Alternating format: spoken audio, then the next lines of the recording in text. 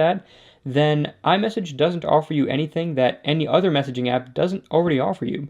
So if you're one of those people, you can go ahead and leave the video now, but on your way out, go ahead and smack that like button because that just saved you a ton of time. Alright, now that the disclaimer's out of the way, let's go ahead and open up iMessage and get started. So when you first open the application, it looks like a basic messaging application, nothing special here at all. And if I were to type the word hello, so I'm just going to go ahead and hit that, type the word hello. If I tap this blue button here, that's just going to send the message like any other messaging application. But if I 3D touch this arrow, I can send this message a bunch of different ways. So if I tap this slam effect, then the message, when someone else gets this message and they have iMessage, it's going to come in with that slam effect where it just comes in and slams down like that. That's how they're going to see the message appear. So if I tap this blue arrow here, you'll see that that's how the message comes in, with that slam effect right there. I'm going to go ahead and hit hello again, and we'll see what the other effects are. So the next one here is loud, and that's going to make it basically come up and wiggle a bit. And then gentle, it starts off really small and then gets a little bit bigger. And then finally you have invisible ink. Now this one's pretty cool. If I go ahead and send this, you'll see that they can't actually see what the message is. And it's not until they wipe across the message that they can actually see what the message says. And then after a few seconds, it's going to go back to this hidden view again, where it's kind of like this little sparkle effect. Now this also works for images. So if I sent an image, the entire image would have this kind of sparkle effect on it, and they'd have to wipe away the whole thing to see the image. So that's it for effects that change how a message appears, but there's even more. So I'm going to go ahead, hit hello again, 3D touch this, and then I'm going to tap screen. Now this changes what the entire messaging application does. And let me turn the volume on here so you guys can actually hear what's going on. I'm going to turn the volume up all the way there so you guys can actually hear what the effect is, because these effects that you're about to see, they have sound effects that go along with them, and they also have a vibration effect. So if I tap this and send this, you can hear that it kind of echoed the hello message and had them pop up all over the place. So that's one of the effects, and there's a bunch more. So let's go ahead and go through them here. So that was echo. If I swipe over, you get spotlight. This one's actually pretty cool. I like how this one sounds.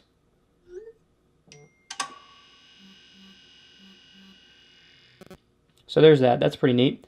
Let's go ahead and tap again, see what the next one is. This is balloons coming up. Alright, so that was just the sound of like balloons filling up and kind of rubbing together. And now we get confetti. So it kind of pops and then confetti flies down. That's pretty neat. The next one is a heart that blows up. This next one is a laser effect.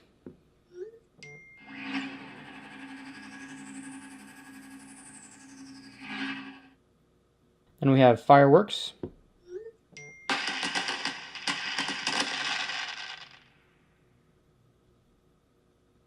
The next one is a shooting star.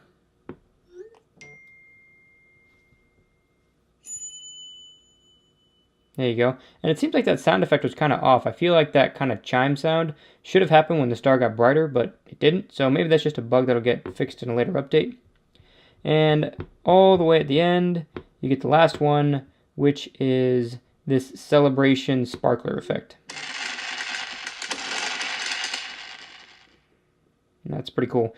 Now, something that you guys can't obviously see from the video is that the phone is actually vibrating, going along with the different effects, and it's different than the vibrating motor that you get in any Android device. The vibrating motor used on iPhones, Apple calls it taptic feedback, and it just feels very different. It's kind of hard to explain. I mean, I guess it is kind of like a tapping sensation that happens on the phone. I mean, it's very different than the vibration you get with a regular motor in any other phone.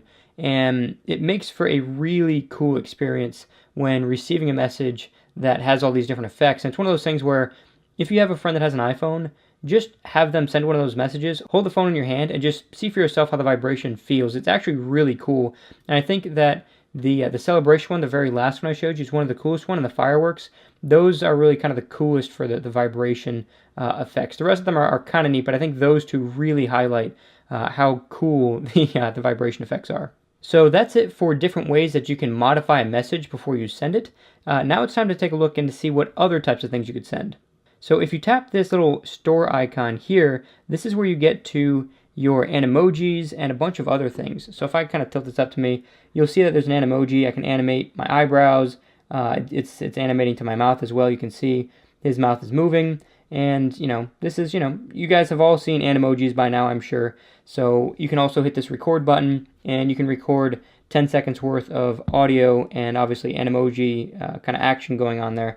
And then when you hit stop, record 10 seconds worth of audio and obviously Animoji. Right, and then you could send it. But what's nice about this is it actually sends as a regular GIF to anyone who doesn't have an iPhone. So if I wanted to send this to someone who has like a Galaxy Note 8, for example, they'd still be able to get it. It would just show up as a GIF, and the audio would still be in there as well. So it's a pretty neat thing. I kind of like Animojis. I know this seems to be kind of a polarizing feature. I mean, some people seem to just really hate Animojis, and they hate anyone who likes Animojis. So if you're one of those people, I'm sorry, I kind of like them.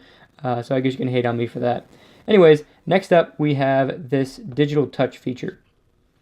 Now, what this does is allows you to send a few different things. One, you can kind of draw around on it, and you can change the color, and you can draw different things.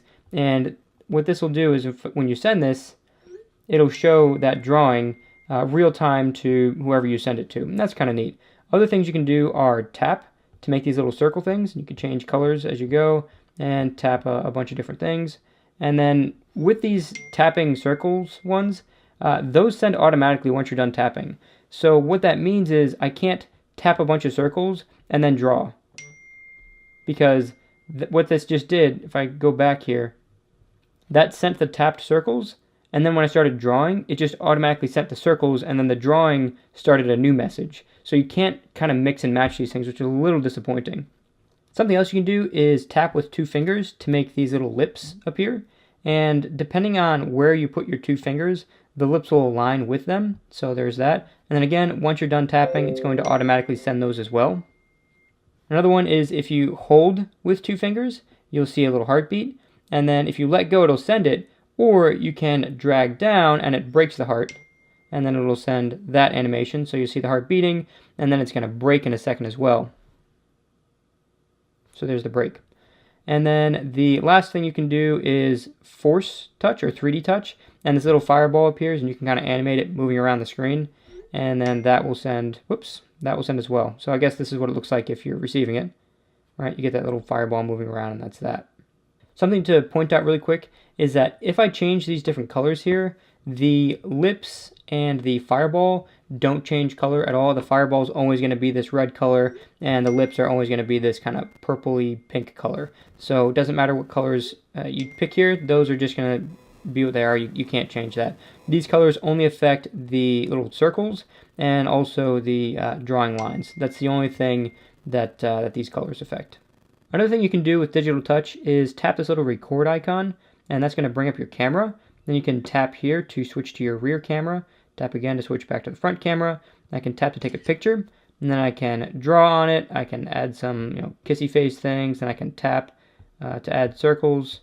Normally you can tap to add circles. Let me try changing. There we go. So you can tap to add circles, and then obviously you already saw it. There's a little fireball there, and all of these things kind of animate on there. So when I send that, you'll see that it's going to come through and animate all of it together. So if you wanted to use a bunch of different types of effects in one message, the only way you're going to be able to do that is by taking a picture and then animating on top of the picture, which is fine. I mean, I guess you could do that. Maybe take a picture of a black background if you wanted it to be a black background and animate a few different things.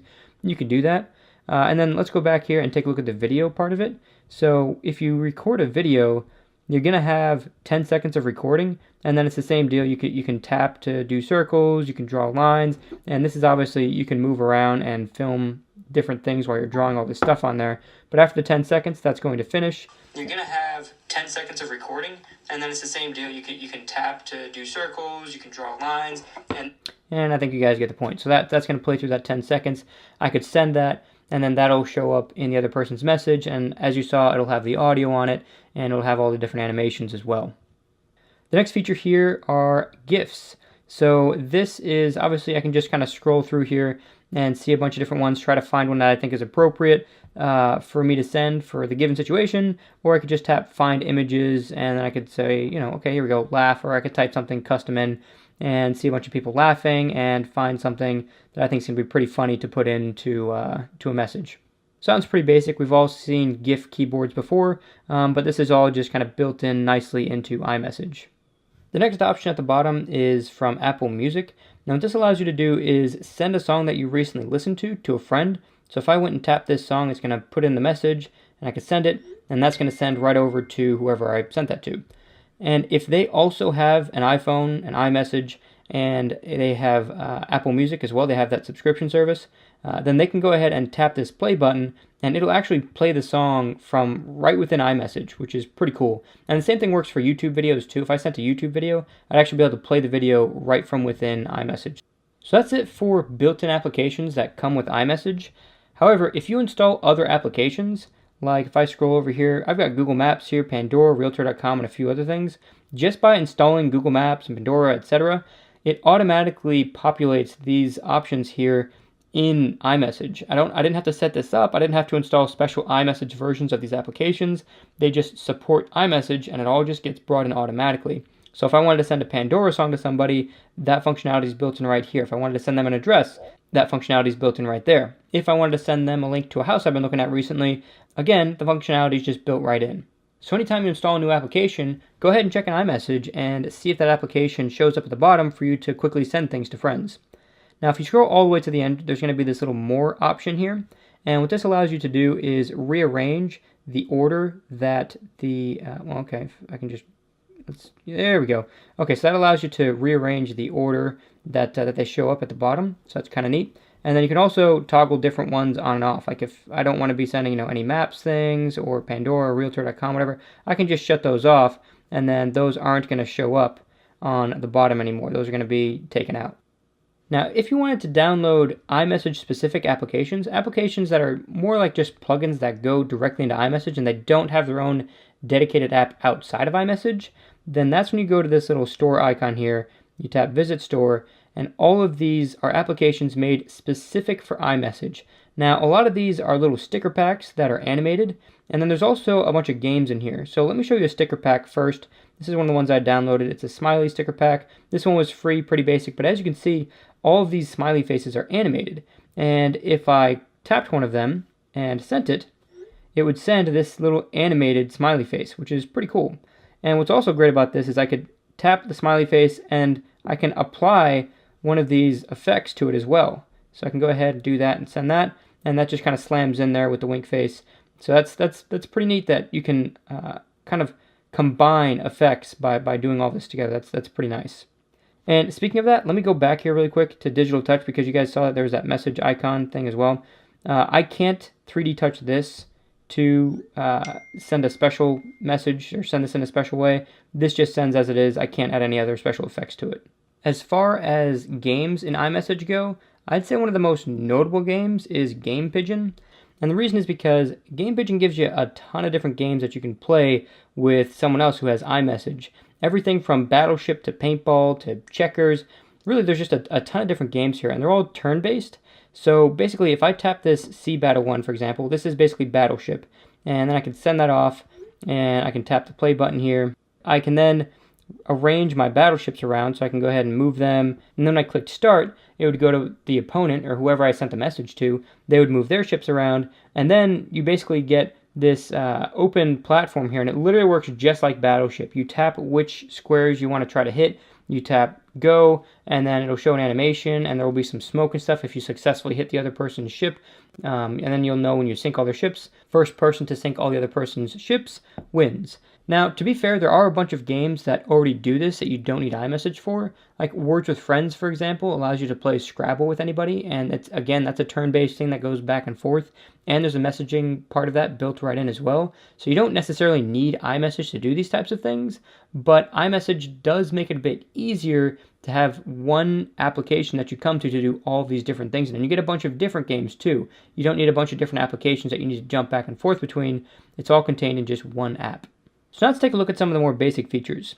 If I 3D touch this microphone icon, I can start recording audio, and as you can see there, it's actually showing the waveform. So when I pause, you'll see that it stopped recording, and now you just kind of see the waveform there. And once I'm done recording, I can just let go and then send that message. and it's going to send that audio clip to somebody. So if there's a situation where I don't have time to type out a long message, maybe they asked a ton of different questions, and I don't have time to call them and talk on the phone, but I just want to send them a really quick message, this is a great way to do that. Another nice feature is that if you send an emoji, like just a single emoji by itself, then it actually shows up substantially larger than if I were to send the same emoji along with some text. So if I went back to some ABC text here and I said, whoops, can't do swipe on this one. Hello, right? So if I did that and I sent that, then obviously you can see the emoji is substantially smaller. So when you send just emojis by themselves, they're much bigger, which is kind of cool. And then same thing if you receive emojis, it's the same deal. Even if someone sends you an emoji and they don't have an iPhone, they're using an Android phone, you'll still get a much larger emoji if all they sent was an emoji or a handful of emojis. You could send a series of emojis. As long as there's no text, you'll get a larger emoji. If you double tap on a message, you can actually get a quick response. So I can go ahead and tap this haha thing, and then the other person who sent it will get this little haha bubble that'll pop up, and then you can double tap it again, and you can actually change it, and then that'll change it on the other person's iPhone as well. It'll switch to now 2 exclamation points. So that's another nice little feature. Another thing you can do is send PDFs and other file types. It doesn't just have to be images and videos. You can send pretty much anything through iMessage, which is pretty nice. And as long as the other person has iMessage too, they can go ahead and interact with those files and download them and do all that kind of stuff as well. And speaking of videos and photos, iMessage sends messages not through regular multimedia messaging, but through just a different type of messaging. It's very similar to like sending a video over Facebook versus a regular text message. And the significance there is that you can send much larger videos and pictures, and you don't get that awful compression that you'll sometimes get if you're sending it from, like, let's say you're sending it from 2 Android phones with just the basic texting applications. You're probably going to have videos crunched down. They're going to look kind of grainy and not so great. So what iMessage does is it sends the videos over your wireless network, and you get a much more crisp looking video. Another thing you can do is if you tap this information icon here at the top, you can hide alerts. So let's say you're on a group message, like maybe it's just like this big family group message and there's like a dozen people on it and everyone's just constantly commenting and you're at work or something and you don't have time to read all of these alerts or to have your phone keep buzzing. You can just tap hide alerts for a specific conversation and only that conversation will have the alerts hidden. And then later when you have time to kind of unhide and actually look through the messages, you can just change the toggle again and you'll be able to get notifications again. The other thing you can do here is send read receipts. You can toggle that on and off individually for each person. And this is good for if you don't want somebody to know that you read or that you saw their message, then you can go ahead and keep this toggle turned off so that no one knows that you've seen the message yet. And they're not waiting for you to reply. They send like other messages saying like, hey, iMessage told me that you saw my message, are you ignoring me, whatever, blah, blah, blah. Yes, I am ignoring you. And that's why I have this toggle turned off. This images and attachments, these 2 icons here, if I were to send a bunch of images to someone or they were to send images to me or attachments like I was mentioning earlier, like they sent a PDF or something like that, I wouldn't have to scroll through the message to see all of that. It would all show up here. So images, I'd see every image they ever sent me and vice versa, any image I ever sent them. And then attachments, same deal. Anything I sent to them, anything they sent to me, that's all going to show up under these 2 sections here. You can see here that I could also send my current location to somebody, and I can also share my location. The difference between sending your current location and sharing your location is when you send your current location, it'll send where you currently are at the moment you tap that thing. It's going to use your GPS, find out where you are, and it's going to send that to the person one time. If I tapped share my location, it'll share for an hour, share to the end of the day, or share indefinitely so the person can track where I'm going. So let's say I'm going to meet somebody at a park, or maybe I'm going to like Six Flags or something like that, and I want them to be able to find me. I can share it for an hour, I can share it to the end of the day, and then whenever they get to Six Flags, they're already going to know where I'm at, and they can just head right over and find me. They don't need to keep texting back and forth, oh, we're by this thing that looks like this other thing, and trying to figure that kind of stuff out. They can just find me right away with the GPS and get close enough that we could probably be within earshot of each other. Lastly, up at the top, we have a shortcut for FaceTime or for making a regular call. And if you tap this arrow in the corner, that takes you to the contact profile where you can change anything you want. If the message you received is an important one and you don't have time to respond to it now, but you want to be reminded about it later, you can just have Siri help you with that by saying something like, hey Siri, remind me to respond to this message tomorrow at 12 p.m. Okay, I added to your reminders list for tomorrow at 12 p.m. So at 12 p.m. tomorrow, I'm going to get this reminder here, and if I tap the bubble, then it's going to take me right into the message and allow me to quickly respond to them.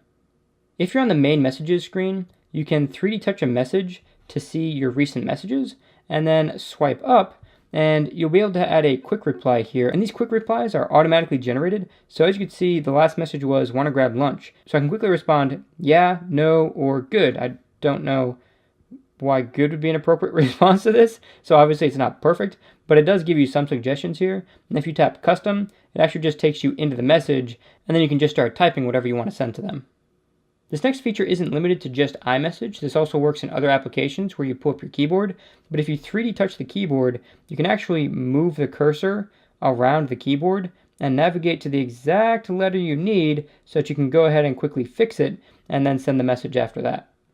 Now, right about now, I'm sure there's a bunch of diehard Android fans in the comments who have been just writing as much as they could to say, well, all of these features can be had on an Android device. If you install XYZ applications, you can do all of these different things, or most of these different things. And that's true. But the point that I'm trying to make here is that all of these different things are built into a single application. You don't need to install a bunch of different apps to get this kind of functionality, which is nice, and that kind of adds to the simplicity of things. Now, iMessage isn't perfect. There are still some things that other applications do from other devices that iMessage doesn't do. Like, for example, if I want to schedule to send a message, like let's say I wanted to send a happy birthday message to somebody, but I wanted to write the message up before their birthday and I wanted it to automatically send on their birthday. Maybe I've typed it up a week ahead of time because I know I always forget their birthday and I want to make sure it gets to them. Well, on a Samsung device, in the built-in messaging application, there is a schedule option and I can send that message whenever I want. I can pick the calendar day and I can pick the time as well, and whenever that time comes up, it'll automatically send that message. Another thing you can do with a built-in messaging app on a Samsung phone is add or remove people from a group message.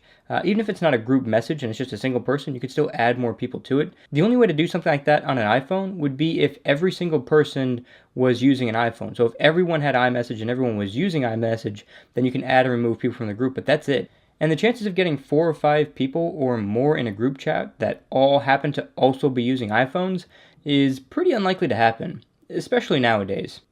One more quick thing that you can do with Samsung's messaging app that you can't do with iMessage is pin specific conversations to the top of the messages list.